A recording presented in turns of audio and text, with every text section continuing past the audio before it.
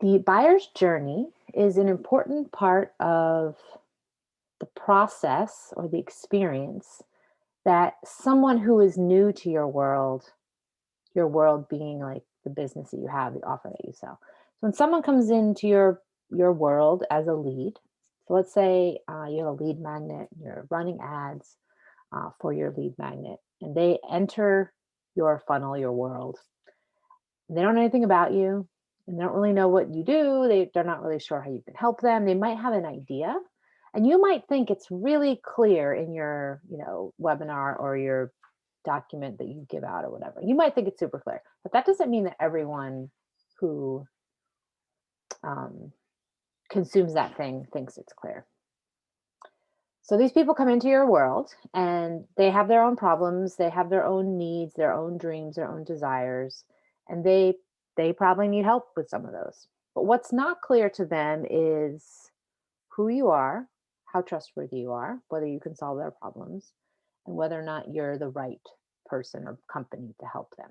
So that is what the buyer's journey is really intended to do, is to help your leads learn enough in the right way so that they want to join your program or want to work with you or want to become your client in some way.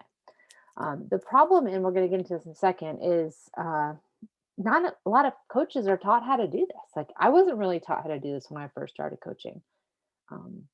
And so this is why this idea, I'm not really making it up, but I'm kind of applying it to the high ticket world in a way where it doesn't seem so overwhelming and it doesn't seem so hard to do. And so that's my intent here. Is we're going to walk through the prospect pathway. This is really geared towards people with high ticket offers, meaning they have an expensive service. Usually it's at least $2,000 to $3,000. Many high ticket offers are upwards of $5,000. And the reason why this is different for a high ticket offer is that, buying a $10,000 coaching program is typically not an impulse purchase. Where if you sell $20 t-shirts, people could buy a $20 t-shirt and they don't necessarily need to go through this like process in their mind to determine if it's a good decision. So this is really geared towards high ticket offers. Although if you do have a low ticket offer, meaning a less expensive thing, then you could apply it. You just probably don't have to go through the same lengths that a high ticket offer has to go through. All right, I'm going to share my screen.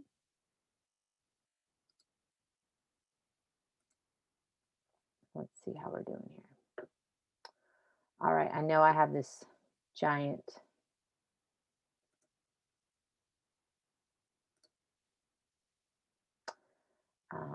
all right, we are going to talk about this idea called the prospect pathway. I'm going to try to have this open on my phone in case you have any questions. Feel free to ask them. I will be happily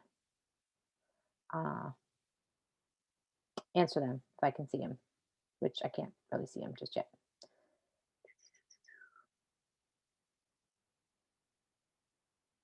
Yep. All right. I can see them. Oh, I already have 3 comments. Okie doke. Oh, just hello. Hello, everyone. Okay. So if you have any questions, feel free to drop them in the comments and I will keep an eye on them. So we're going to design a buyer's journey for your high ticket offer. All right, what are we going to talk about? Just want to give you a little bit of an understanding about our plan here. We're going to go over what is the prospect pathway, how can you create one, how do you use it, and then what is sort of next for you once you kind of get through this stage, because this is kind of part of a larger process. All right, what is a prospect pathway? It's 2 parts really. It's an assessment and it's influence. An assessment means to measure. We're going to do it using surveys, which I'll get into in a second. And the idea is you're going to measure the beliefs, the desires, and the fears that your prospect has. Because if someone is going to invest in a several $1,000 program, they need to work through how they feel about it. Is this a good decision? Will this solve their problems? Is this person trustworthy? So these are all kind of described by beliefs, desires, and fears. Now, when you can measure someone's beliefs, then you have an opportunity to address that belief, possibly change that belief if it's not a good belief. So let's say someone has a fear that's actually not rational. It's not something that will happen. You can help somebody overcome that fear in a couple of different ways. And let's even just say it's just more, let's be more direct here. Let's say that person doesn't trust you. They think you are a scammer, but you're not. You can take some action and do some things to influence that so that they can see how that you are legit, you're trustworthy, you're honorable, and so you can shift that perception as well. Okay, why does this matter? And how does this prospect pathway affect a high ticket business? Okay, because if you don't have a prospect pathway, it creates problems. So this whole idea kind of came to me because I've been working as a business coach for a while now and very intensely in the last year with a wide variety of different types of clients. And I see this, whether you're selling fitness or business coaching or life coaching, a lot of times clients would get these same problems. And I was like, why does this seem to happen so much? And what can we do about it? All right, problems, no shows. So you go through this process with somebody, you have a conversation, whether it's in Messenger or some other way, you book a full sales call, they say they're going to come, and then they don't come. They're a no show. They do not come to the meeting. That's not a good thing. Second thing is people have they're confused. They get onto the sales call and they're like, oh, I thought you did this. Oh, I thought you did that. And it's not what you do. It's not how you help people. So there's some confusion about what I'm going to call your offer, which is, what you essentially problem you solve for people. Third problem that happens is this idea of a money objection. They're like, oh, I definitely want to work with you. This sounds amazing. Then you get into the price and they're like, oh, yeah, no, I can't afford that. I don't have that much money. And there's misunderstanding of the value of the problem that you solve. And then generally, this all leads to kind of a return on investment problem if you're running ads, which is low lead conversion. So let's say you're running Facebook ads and you have, 100 leads coming in a month and you convert two. Well, that's kind of low because if those 100 people were interested in something, statistically, more than two should want to become your client, provided your lead magnet actually is a good fit for your offer. And so what happens is those 98 people who come in, they either stayed confused, they didn't get to trust you, they got distracted and went somewhere else. Like there's a whole variety of reasons why the 98 who didn't convert to become clients left. And so when you have a prospect pathway, it helps keep tabs on people in a better way. And it helps identify who really are the people that are a good fit for my program. And let's make sure we give them the right kind of attention and resources so that they do want to become a client and they're excited to show up to the sales call and they believe in the value of your offer because they understand the value of the problem that they have. And they're not confused about what you do because they've had a pathway clearly laid out that talked about the problem that they have because they told you what it was and how you potentially could solve that before they get onto the sales call. Okay. This is one of the flaws of a nurture funnel. So marketers love jargon. We love all these silly made up words. Nurture funnel is a total marketing jargony thing. And what that essentially means is that you have this set of steps that you nurture someone. So if somebody comes in as a stranger, what we call cold traffic into your funnel, and they don't know anything about you, you would nurture them so that they would want to become a buyer. The problem is most nurture sequences are typically like a ton of emails that get sent in succession, or it's like being sent a web page called a tank page sometimes, which has like 100 testimonials on it, or as many as you have.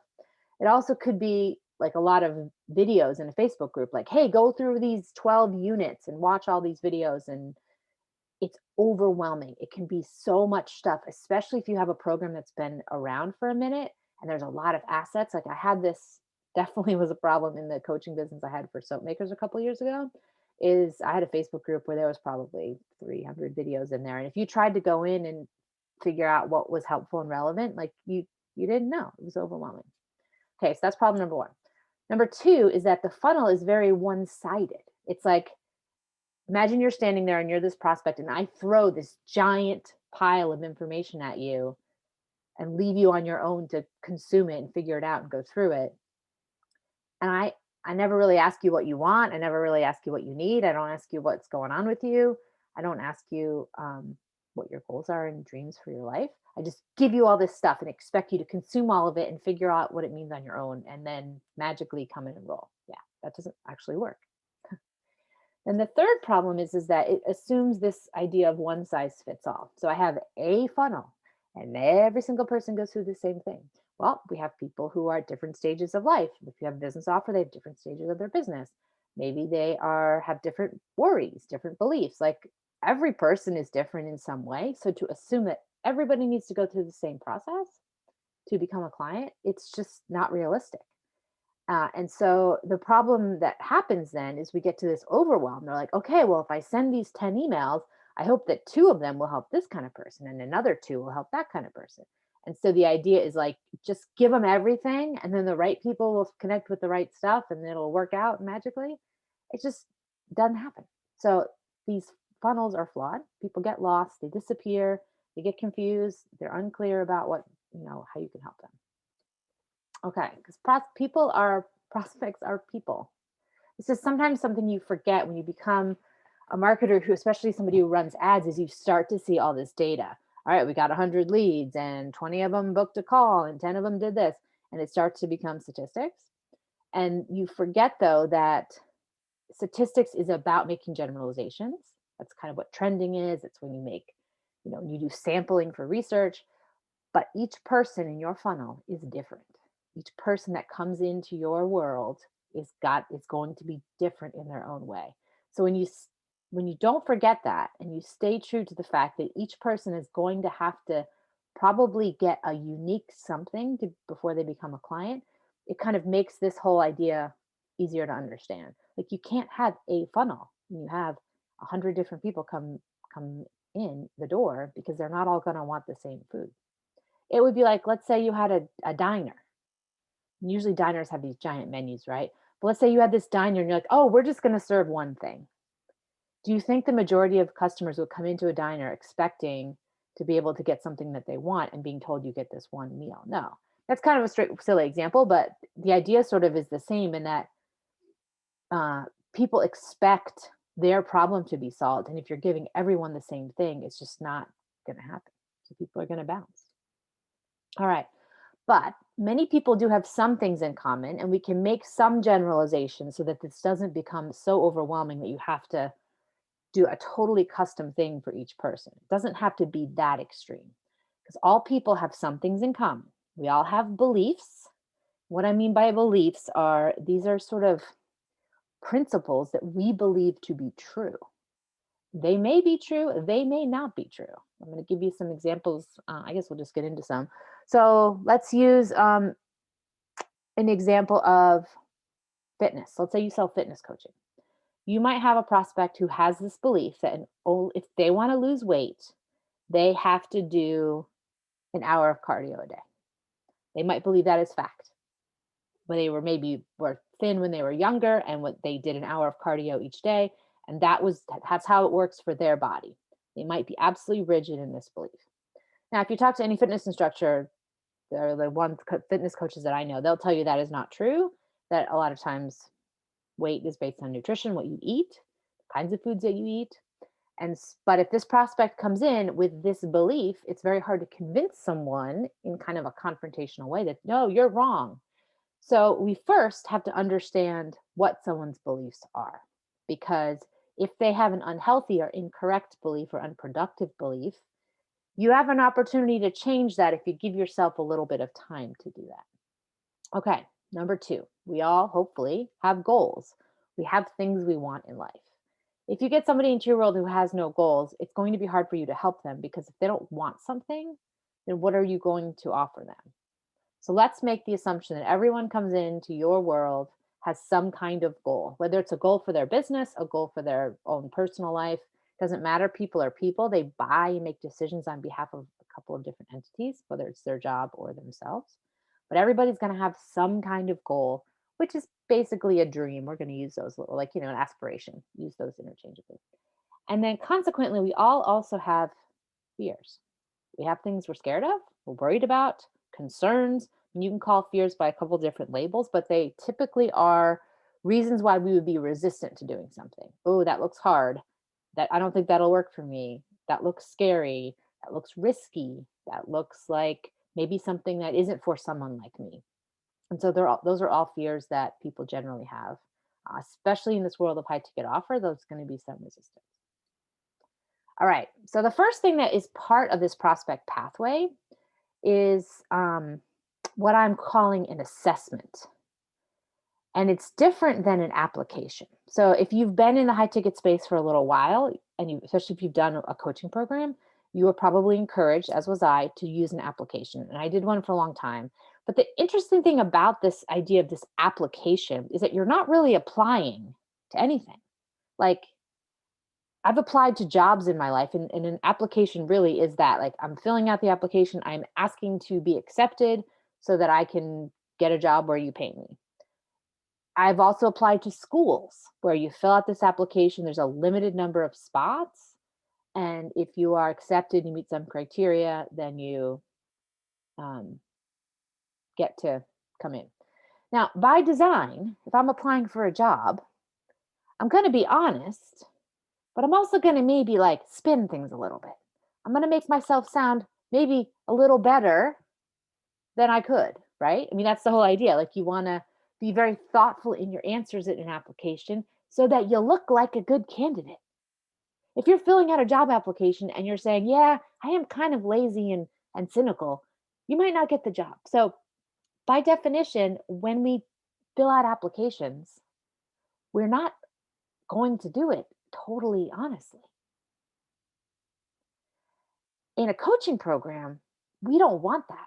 We want it to be people to be totally honest, because I can't recommend a solution to you if I don't really understand the problem. And if you're kind of lying to me because you're embarrassed, or you're trying to be, tell me what you think I want to hear, it's not going to be helpful. So that's why I don't love this idea of application, because I think it's going to, and I know that it encourages people to kind of manipulate the truth a little bit. I'm not going to go far out, be as direct to say people are lying, but it's not incentivizing honesty.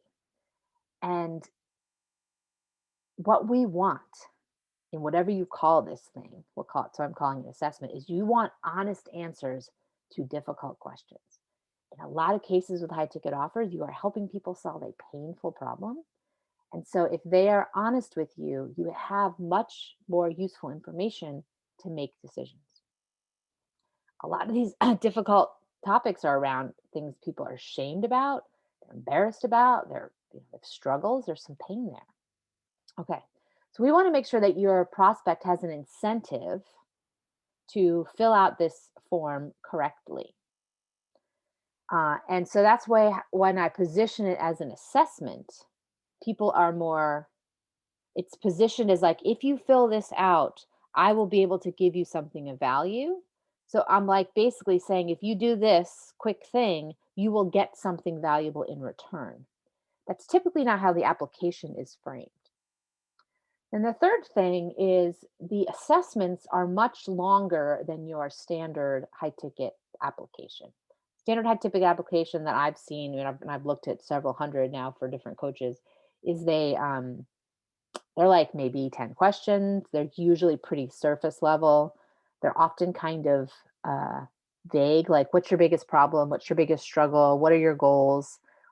And as somebody who has written thousands of survey questions, I always have a hard time. I'm like, my biggest struggle with what? Like, deciding what to have for breakfast, with growing my business? Like, that's a very general question. So it might not be that easy for me to give you useful information if you're not directing me pretty well.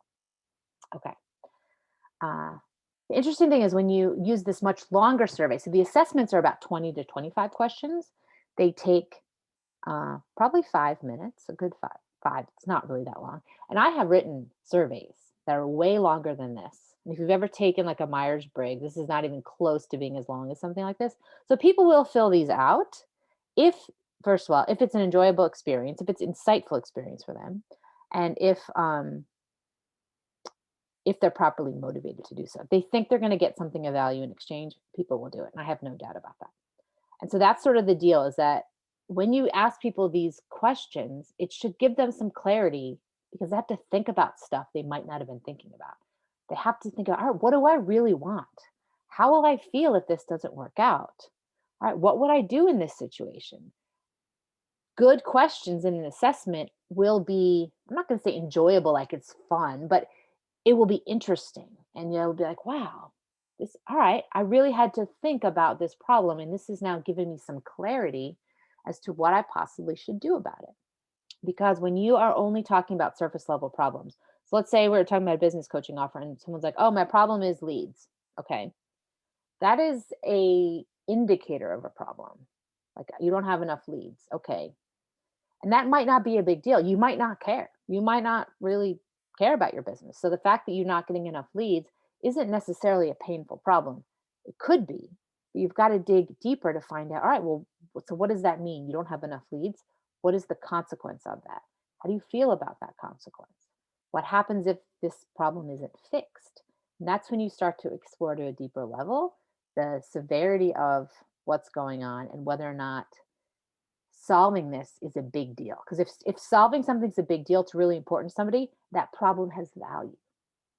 And if the problem has value, then the resources available to invest in the solution will also have value.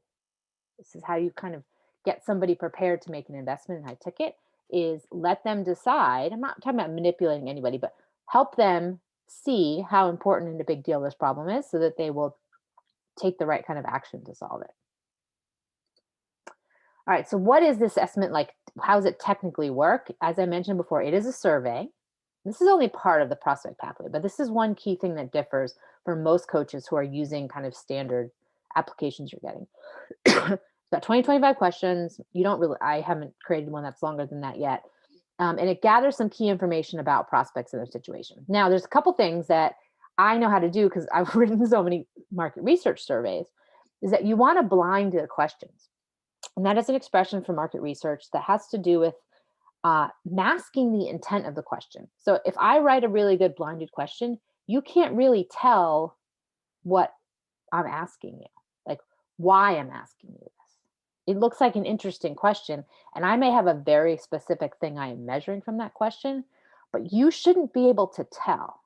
And this is good because if you can't tell what I want, then that means you can't tell me what you think I want to hear, which is very often a problem in market research. If the questions are very, very direct, do you like advertising? People are like, well, I don't want to hurt her feelings. So yes, I do, but that's not necessarily true. So you have to word questions in a way that they are blinded. And you're lucky because I know how to do this. All right. Second thing is that you need to facilitate honest answers. And often the applications I see, they're very, very direct. Like, how much will you invest in a coach? Like, this is one of the dumbest questions because it's going to make me feel as a respondent like I'm committing to doing something if I answer, I'll invest $5,000. Like, if I say that in your application, does that mean you're going to hold me to that? And that creates a guarded response because now somebody's scared that they're putting something in writing and they're committing to it. Again, you want to word your questions in a way that it encourages people to answer honestly, but it doesn't scare them to think that this is like some kind of, they're committing to it. And so the best way to do that, I'll just tell you how I do it, is you frame things as a hypothetical. Be like, all right, I just want to ask you a hypothetical question. If this were to blah, blah, blah, would you do this? And people will answer, I know this from years of research, people will answer hypothetical questions more honestly because they do not feel like they're actually committing to it or making any kind of promise. And I have never seen anybody until I started doing this ask hypothetical questions in a high ticket application. Just people just don't do it. All right, I'll give you a couple of examples of different questions. Now, I have been writing a bunch of these lately, and each one is different for the offer. So I don't, I mean, you can do whatever you want, but I would suggest making sure that you use one that's specific for what it is you do. And you don't just say, oh, I got one for a fitness coach, I'm going to use that because, that's an assessment. I got to use an assessment. You want to make sure these questions fit the beliefs, the fears, and the goals of the people that you work with. All right, so here's an example of one that is intending to gauge beliefs about what it would take to trust a coach. So, what do you think are the most important qualities of a fitness coach that you could trust and have confidence in? And these are a bunch of qualities: has knowledge of nutrition and health, has a history of success with other clients, can explain important concepts in easy to understand terms, lives a healthy lifestyle so that I can see they practice what they preach, openly shares what is hard about being healthy, is available to answer questions, shares the pros and cons to different workout plans or nutrition ideas. Okay. Now, this is a question where you could select all that apply. It's typically uncommon that people would select everything. So let's say a person picked 4 of these things. What you then do is you now know some beliefs about this person, what they think is important. So you can customize the stuff that you send them based on what they just told you they would have to know about a coach to trust them. Wouldn't that be really handy to know that in advance before a sales call? So you could know that a history of success with other clients is a key value to this person. And you can make sure before you get on the sales call that they have actually watched or read a testimonial or whatever. Okay. Here's another one. This is the hypothetical one that I explained before. So let's say this is one where this is an NLP technique called future pacing. So I want you to imagine having worked with a coach and have been an amazing experience. And I want you to tell me what that looks like so that I know what that sounds like in your head. So the hypothetical question. Let's say you started work with a coach to learn how to lose weight and keep it off. After finishing up working with that coach, you are asked to rate the experience on a scale of 1 to 10. You give the experience a 10 out of 10. What would have happened working with that coach that led you to rate the experience so highly? So now this person has to imagine, okay, I maybe have never worked with a coach before, but I did, and it was amazing. I'm gonna, what would that look like? So they would probably tell you like, oh, they were so awesome and they helped me and I lost all the weight and I feel amazing now. And so they have now described to you the result and how they want to feel about that result so that you can essentially package to them an offer that will allow them to feel that way. Again, I've never seen this in a survey question app. All right, so what happens after the assessments? People take this 20 question survey and you have this data now. What do you do? So the first thing you want to do is take notes about this person and what they've told you and put it in your CRM. So if you're using like a client relationship management software, Pipedrive, ActiveCampaign, HubSpot, whatever, the idea is that you do not want to just let this application sit somewhere and not be used. You want to add information. What I would probably suggest you do is add tags. So if somebody has a money belief, if they have a need, needs testimonials, whatever, you can create different classifications, how to interpret the data in the assessment so that when you pull up somebody in your CRM, you're like, oh, cool. You've tagged them based on what they told you in the assessment. That's number 1. All right, number 2 is you create what's called an influence pathway. And so let's say somebody has a money belief. They don't believe that investing in their health is important or something. Well, you can send them some things that that are intended to shift that belief towards a more constructive, positive way. You can't, hopefully people don't come in with like 20 toxic beliefs. Like if you identify maybe 2 that could be a problem and objection on the call, I would chip away at those and have a plan on how to shift those beliefs, which we'll talk about in a second. But you want to have a pathway so each person gets a specific set of things they have to watch or read based on what they told you in the assessment. All right, follow up. This is the number 1 biggest opportunity for coaching businesses. And I really wish I'd learned this a couple of years ago because I spent a lot of money on ads. I had tons of leads coming in and I was not good at follow up. So people would come in, they'd fill out an application, they wouldn't end up becoming a client. And I just moved on to the next person. No more. The money is in the follow up. And so once somebody takes this assessment and you've given them some resources, you've got to go back to everybody and check in. Ask them some questions. Did these beliefs change? How do they feel about this? And you don't have to make them fill out the 20 question survey again, but you do want to, because you've tagged it in your CRM, address the specific beliefs that were problems and ask them the questions, maybe worded in a different way to see if they still have that belief. If the belief is fixed, because you did a good job influencing them, then you set them to a sales call. And it's basically an enrollment call and they're ready to go. You're not going to have any of these objections because you literally took care of them and measured that they were addressed. If they don't have these beliefs fixed, well, don't send them to a sales call because they might not be ready to go, and you continue to nurture them. Now, there are going to be some cases, it's unrealistic, I think, to expect to address every belief in every person all of the time. So this is more like a 80-20 rule. Like if you can fix 80% of the problems, that's awesome. So that your sales call become 80% easier. That'd be amazing. So just know you probably are going to still have to address some beliefs on an actual sales call, and that's fine. But if you can massively decrease the number of objections you have on sales calls by preventing them through managing influence, your life will be amazingly more easier and your business more profitable. All right, so what is the library of assets that I mentioned before? You can organize it a couple different ways. The easiest way is to have a Google sheet where you have a list.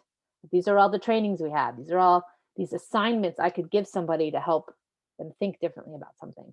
These are maybe some written content I've put together, emails or maybe blog posts or something, so that I could put together a list of things for you, prospect, to fill out, watch, or read that will shift the beliefs that we need to work on together. The reason I mix it up is that I think it's kind of boring to me be like, here, read these 10 emails, or here, watch these 20 videos. If instead it's a variety, it just makes it more interesting, and it kind of becomes this multimedia experience. So if I'm more of a reader, you've got me there. With if you're more of a watcher, you've got me there. So that's why the library, I don't ever suggest it's only one type of content. Just mix it up. Now, do you need to go have a YouTube channel with, weekly videos? No. But you could have a YouTube channel with like 5 videos on it, and 5 videos that address the beliefs that are commonly problems for you. And you can have that is your library. So when I talk about YouTube videos, it doesn't mean that you have to now become this prolific YouTube content creator, but you can create a couple of things that will be assets and useful in your pathway. All right, how do you actually shift a belief? So this is something that I posted on recently on Facebook about, can you actually change someone's belief around something? And I think I used an example of risk. And it was interesting. A lot of coaches said yes, a lot of non-coaches said no. You actually, I truly believe you can shift beliefs because I have done this, but you have to understand kind of how it works. So here's a little visual of the belief shifting process. So first thing you have to do is uncover the belief. You've got to find out what is the belief they have. And this is where the assessment comes in. You can ask these questions directly in Messenger. You can also ask them on a phone call. One of the reasons I like the assessment idea is it's not putting somebody on the spot. They get to answer like in 10 seconds. They can take a minute, they can think about it. It's sort of less pressure, so that if somebody really wants to think for them, uncover what how they really feel about something, they have that opportunity. All right, after someone's belief is uncovered, then you need to acknowledge it. And this is where you confirm the belief and mirror it back. So if you tell me you think that the only way to lose weight is through an hour of cardio, go back to that belief before. Me as the coach, I'd go back and be like, hey, I just want to ask you a question about something you said in the assessment. So did I understand that correctly? You think that the only way to lose weight is to do an hour of cardio a day? Be like, yeah, okay. So now I've confirmed to the prospect that I understood. I have rephrased it, paraphrased it, whatever, mirrored it back to that person so that they understand. And then the shifting comes from offering an alternative belief. Now, I could have a conversation with you where I say, have you ever thought about something this another way? Um, or I could say, you know what, I have something interesting that I'd like to send you. Do you have a couple minutes to watch a quick video? Or I have something I'd like to send you. Do you have a couple minutes to read an email? And that's where I'm going to offer you an alternative hypothesis to the belief that you have.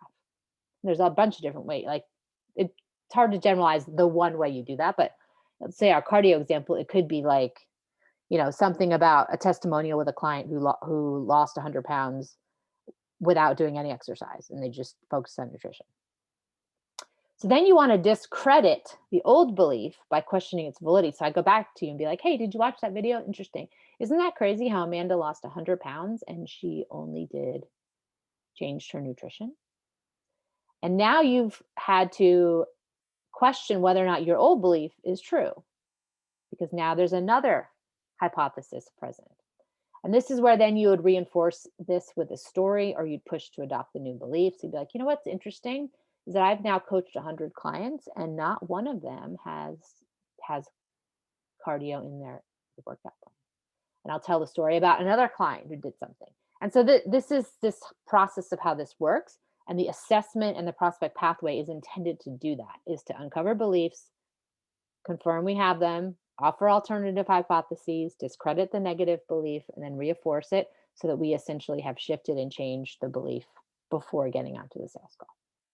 And there are things about money, investing, about their own belief in themselves and being able to succeed. There's a whole bunch of beliefs that affect high ticket offers. And that's the first assignment for each of you if you're going to develop this is what are the beliefs that affect my offer that I need to manage and uncover and possibly address. All right, so this is my cool acronym for FIRE, which is how the prospect pathway works. First, you have to find these prospects. You have to find out what their beliefs are. You have to find out what their fears are, find out what their goals are. This is the whole kind of exploratory first phase of the plan. Next thing you do is you influence them. We talked about how you, now that you've addressed or uncovered what the problems are, you can work at influencing and addressing limiting beliefs and assumptions that are incorrect. Then this is where the important part is that just because I've given you this video to watch, like, I'm trying to influence your belief with something, I have to make sure that it worked before I put you onto the sales call. Otherwise, it might not have been worth anyone's effort.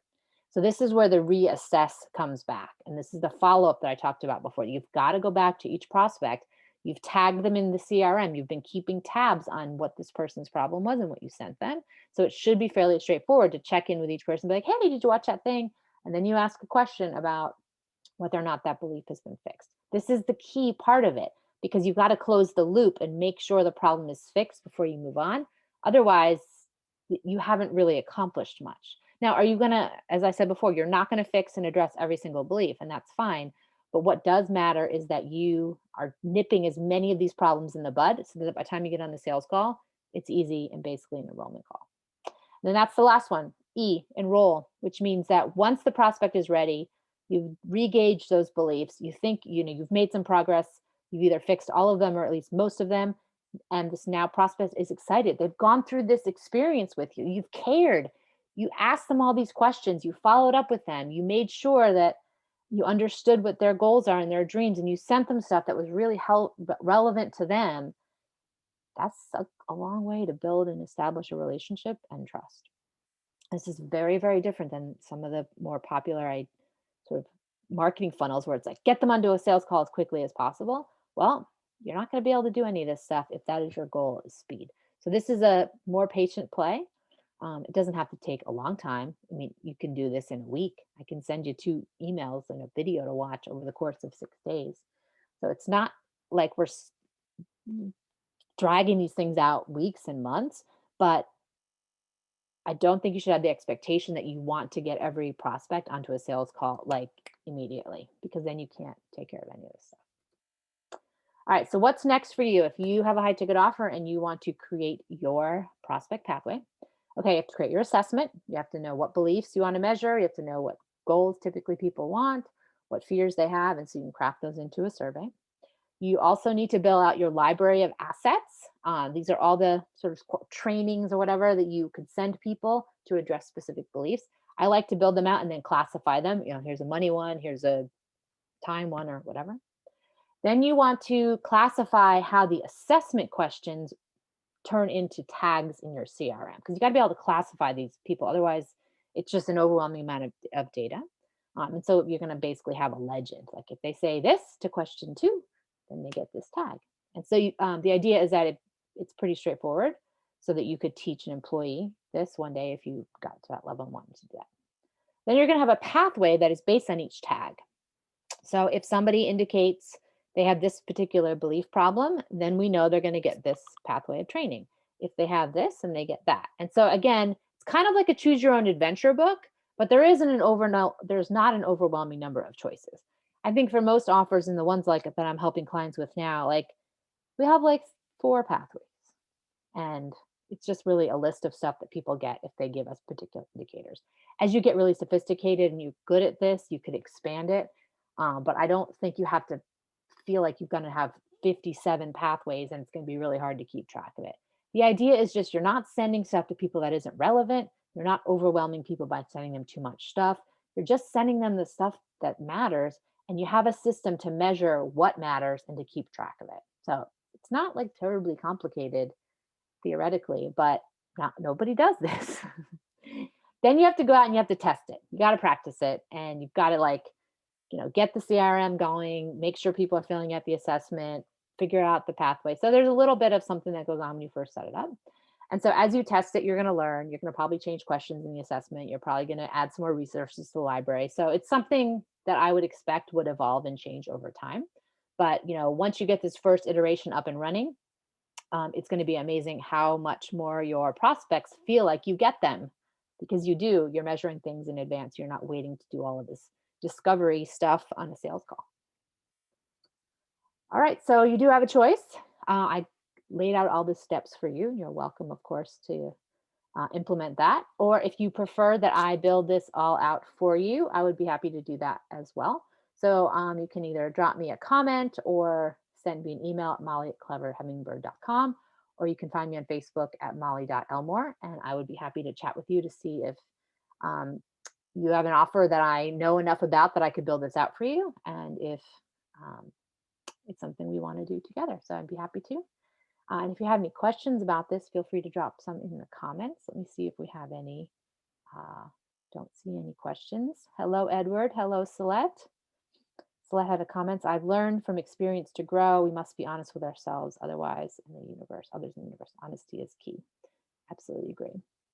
So hopefully this was helpful as you build out the systems for your high ticket offer and create an environment where the prospects who come into your world feel like you get them, you care, but you're not doing it in a way that it's so chaotic that you can't keep up with it. So the idea is that we have some basic systems that are built out. So when somebody comes in, they do this assessment and then it triggers some things that are one day probably going to be fairly automated, but in the beginning, we'll have you do it a little bit manually. Feel free to drop me any comments, and I hope this was helpful. Take care.